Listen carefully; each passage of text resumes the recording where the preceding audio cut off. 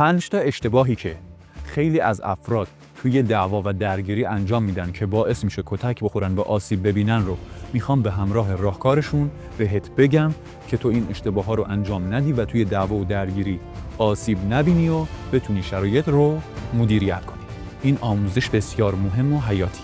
حتما تا انتهای آموزش با من همراه باش و برای عزیزانت هم بفرست که ببینن و توی شرایط اضطراری بتونن از خودشون دفاع کنن. خیلی سریع میریم سراغ آموزش. اگر این محتوا برات مفید بود ممنون میشم که با لایک و نظر دادن از ما حمایت کنی. خب اشتباه اول اینه که تا ما توی شرایط درگیری و دعوا قرار بگیریم بریم بچسبیم به مهاجم. خیلی از افراد این کار رو میکنن، سریع میرن توی سینه طرف و اگر طرف میاد بهشون نزدیک میشه فاصلهشون رو بیشتر نمیکنن. هیچ وقت اجازه ندید مهاجم تنظیم فاصله بکنه، شما باید فاصله رو تنظیم کنید.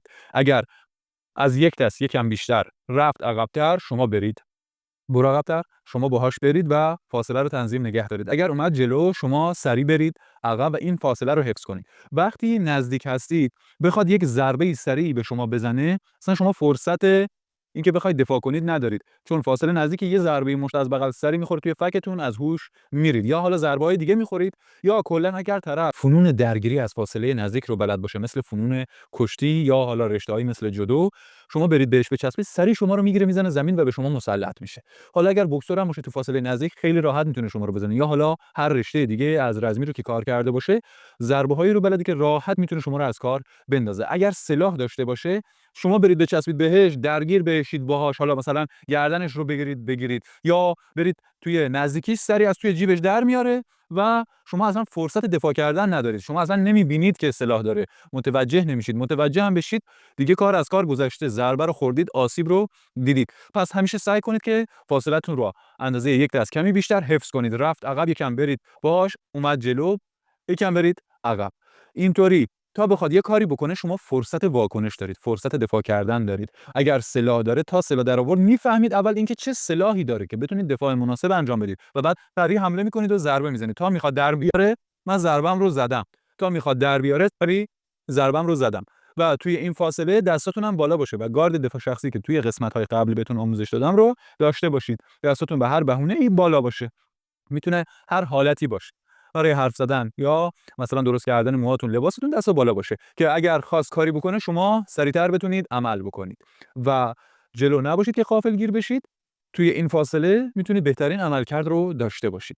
خب اشتباه دومی که خیلی از افراد انجام میدن توی دعوا اینه که فرار بی‌موقع دارن. مثلا مهاجم چوب داره، فرار بی‌موقع یا کلا برگشتن بی‌موقع و یا اینکه مثلا دفاع نامناسبی انجام میدن در مقابل شخصی که سلاح داره. مثلا میرن میچسبن به اون دست مهاجم وقتی میخوان برن جلو حتی دفاع هم بکنن، یا مثلا اصلا اهمیت نمیدن که این دست رو بگیرن، حالا تکنیک های مختلفی میزنن این دست رو نمیگیرن. وقتی مهاجمی سلاح داره شما هدف اصلیتون باید اون دستش باشه، باید سلاح باشه، باید دستش رو بگیرید، دستش رو قفل کنید. خب توی این اشتباه اکثر افراد وقتی توی حالا حتی همون فاصله ایمن وایسادن، مثلا مهاجم چوب داره، چاقو داره، هر وسیله‌ای که داره، توی این فاصله که هستن تا میبینن میخوان برگردن فرار کنن. حالا اگر دست مهاجم کاملا پایین باشه باز احتمال اینکه شما بتونید فرار بکنید هست، ولی احتمال اینکه بازم آسیب ببینید هست. وقتی که شما می‌بینید مهاجم سلاح داره، وقتی که می‌بینید حالا چه چوب چه چاقو هر چیزی توی دست مهاجمه، باید سریع حمله کنید، از کار بندازیدش. ضربه‌هایی که توی قسمت‌های قبل بهتون آموزش دادم رو باید بلد باشید، نقاط حساس رو بلد باشید. مثلا الان چوب دستشه، تا میخواد بیاره بالا من ضربم رو زدم و از کار انداختمش و اون دیگه فرصت نمیکنه به من آسیب بزنه. حالا تو همین فاصله من میخوام برگردم فرار کنم، ضربه خورده. یا حالا مثلا چاقو داره، من میام تا چاقو رو دیدم در آورد، مثلا میخوام برگردم فرار کنم، تا من برگردم بخوام بدوام احتمال اینکه چاقو بخورم زیاده، احتمال اینکه اون برسه به من باز زیاده. اینجا عملکرد مناسب اینه که من تا چاقو رو دیدم سلاح داره، سریع کارش رو تموم کنم، یا حداقل برم داخل همون دستش رو بزنم، دستش رو بگیرم نتونه کاری بکنه، چند تا ضربه که چاقو از دستش بیفته، ضربه به نقاط حساسش. الان من زدم تو عضله‌اش که دردش نگیره، به نقاط حساسی که بهتون گفتم بزنید دستش رو فلج میکنه، سریع میتونید چاقو رو از دستش در بیارید، یا حالا به احتمال زیاد اصلا چاقو میفته. پس این اشتباه رو نکنید.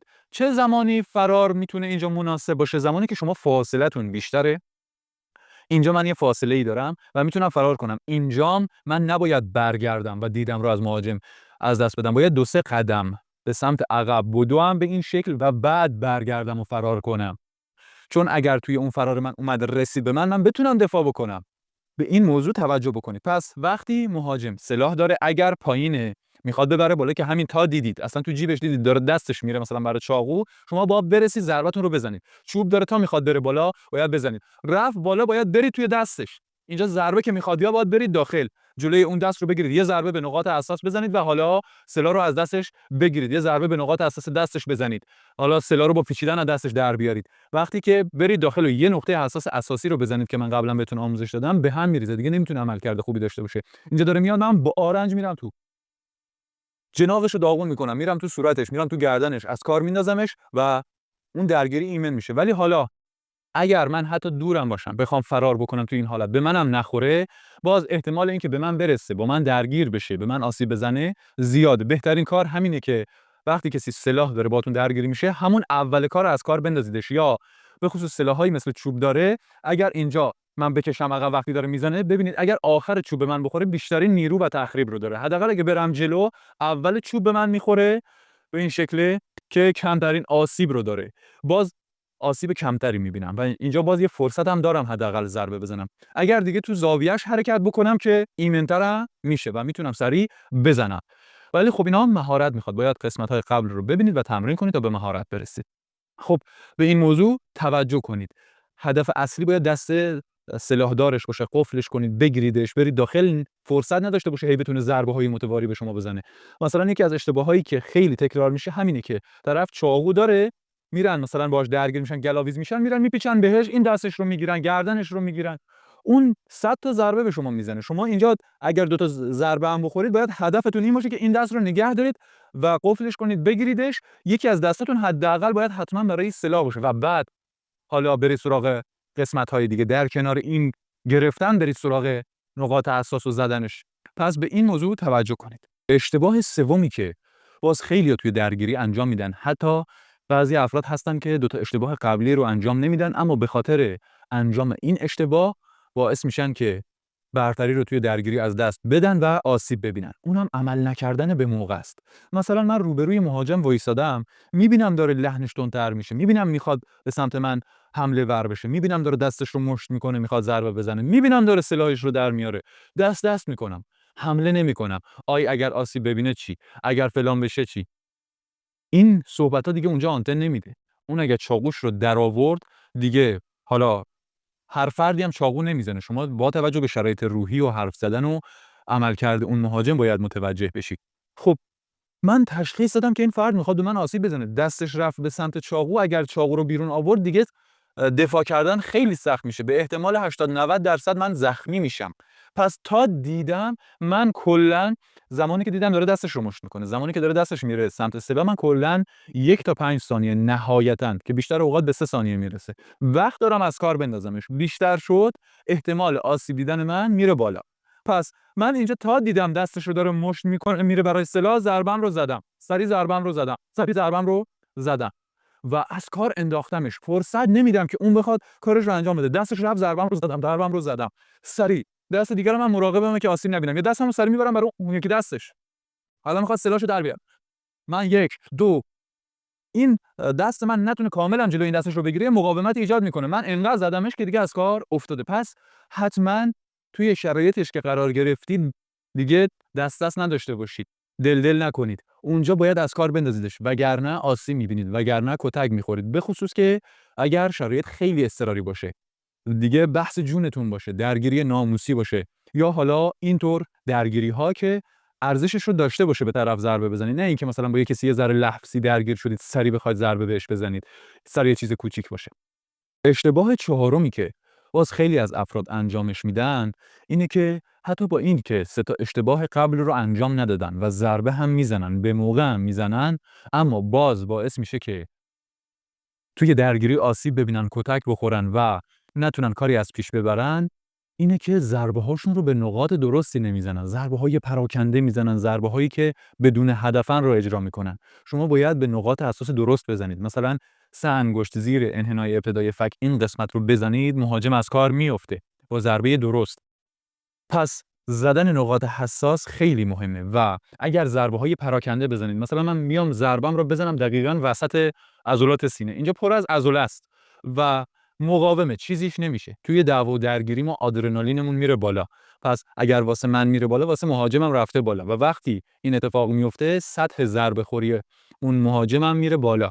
به نسبت یه آدم معمولی ضربه‌خوریش بیشتره. با یک ضربه ساده از کار نمیفته. ضربه‌ای بزنه که کاری نباشه، نمیندازتش. ضربه که زیاد آموزش دادم توی قسمت‌های قبل، نقاط حساس کاربردی رو دونه به دونه بهتون آموزش دادم، گفتم به هر کدوم ضربه بزنید چه اتفاقی میفته. آموزشش رو حتما توی کانال ببینید. این بالام لینکش میاد، میتونید بزنید روش آموزش رو ببینید. لینکش رو توی دیسکریپشن هم براتون میذارم. بسیار بسیار واجبه، حتما ببینید. اشتباه پنجمی که باز خیلی از افراد انجام میدن اینه که اون 4 تا اشتباه قبلی رو انجام نمیدن، همه اونا رو رعایت میکنن، ولی این اشتباه رو انجام میدن و باز نتیجه نمیگیرن، باز نمیتونن درگیری رو مدیریت کنن. اون چیه؟ برنامه نداشتن، بدون هدف حمله کردن، بدون هدف ضربه زدن، بدون هدف کلا اجرا کردن دفاع و حالا هر کاری که انجام میدن.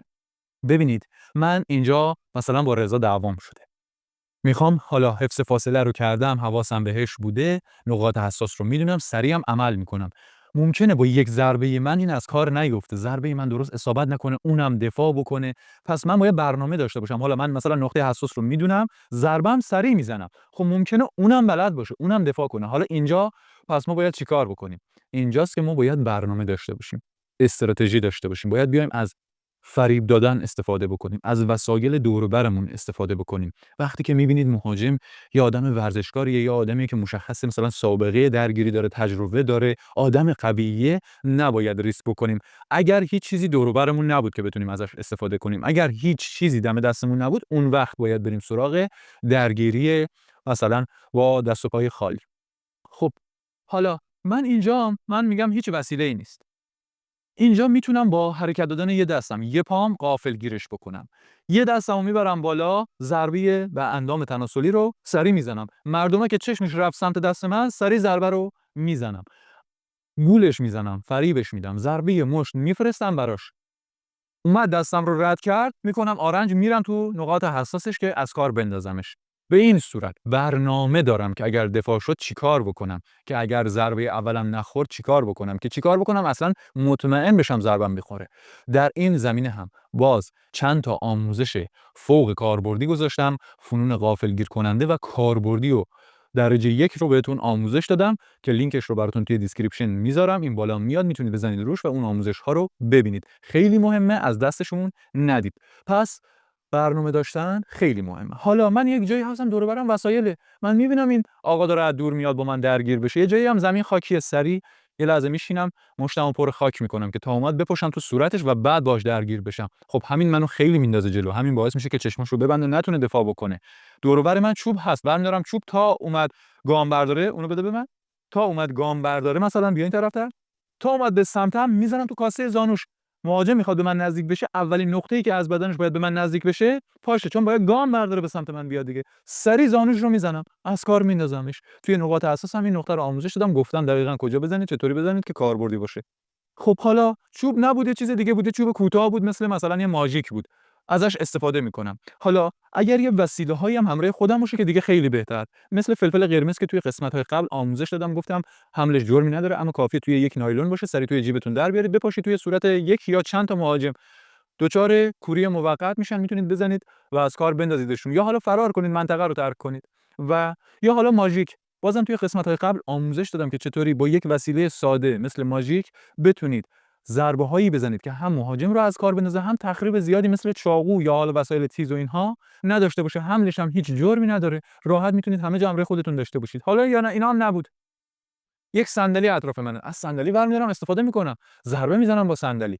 یا حالا هر جسم دیگه‌ای که دورم بود هوشمندانه ازش استفاده میکنم. اینا نبود، از فریب استفاده میکنم، با برنامه دیگه‌ای جلو میرم. به هر حال توی ذهنتون باید دور و برتون رو آنالیز بکنید، از همه چیزایی که میتونید به نحو عالی و احسن استفاده بکنید. خب توی درگیری و دعوا هوشمندانه کار کردن اهمیتش از همه چی بیشتره، از اینکه شما سرعت بیشتری داشته باشی، زور بیشتری داشته باشی، از همه اینها بیشتره. خب حالا برای اینکه باز ما توی درگیری عملکرد خوبی داشته باشیم، باید بتونیم ترسمون رو کنترل کنیم. ترستون رو کنترل نکنید، هیچ کدوم اینا کاربردی نیست، چون اصلا شما نمیتونید هیچ کاری رو پیش ببرید. آموزش کنترل ترس رو هم توی کانال گذاشتم، باز اونم میتونید ببینید. راهکارهایی دادم که بتونید ترستون رو کنترل کنید، اعتماد به نفستون رو ببرید بالا، که توی درگیری بتونید حرکت بزنید، بتونید دفاع کنید، بتونید ضربه بزنید و شرایط رو مدیریت کنید. ممنون میشم که با لایک و نظر دادن از ما حمایت کنید تا محتواهای کاربردی بیشتری براتون بسازیم. جاوید باشید.